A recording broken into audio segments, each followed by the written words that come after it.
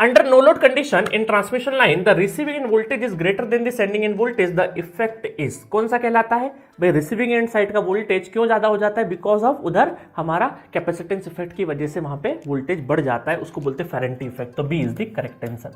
ठीक है. Which of the following is not related to transmission and distribution of electric power? Ferranti effect, proximity effect, skin effect. तीन तो available है. ये क्या होता है?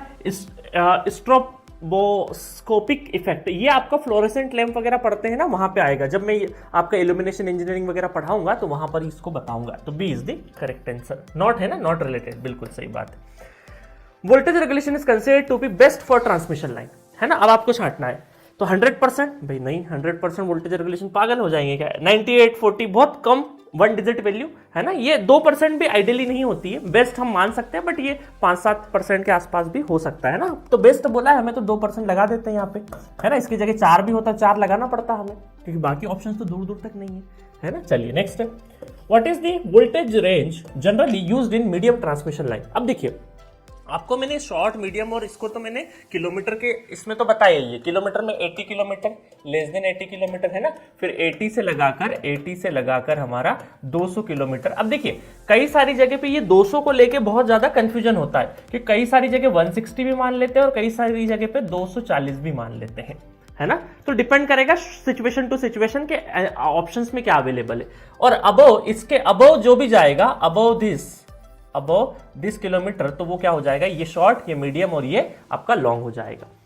अच्छा, एक चीज और भी बताई मैंने, एलएफ का रेशो भी बताया. एलएफ का रेशो कि जहां से 0 से 4000 से कम, फिर 4000 से 10,000 के बीच में, और आपका 10,000 से अबव लॉन्ग.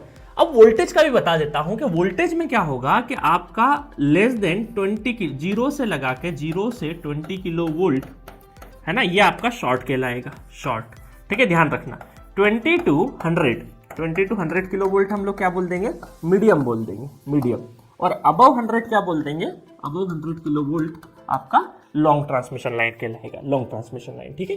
तो यहां पर देखो, मीडियम की रेंज कौन सी हो गई? 20 से लगा के 100, तो इसका मतलब ए इज द करेक्ट ऑप्शन. ठीक है.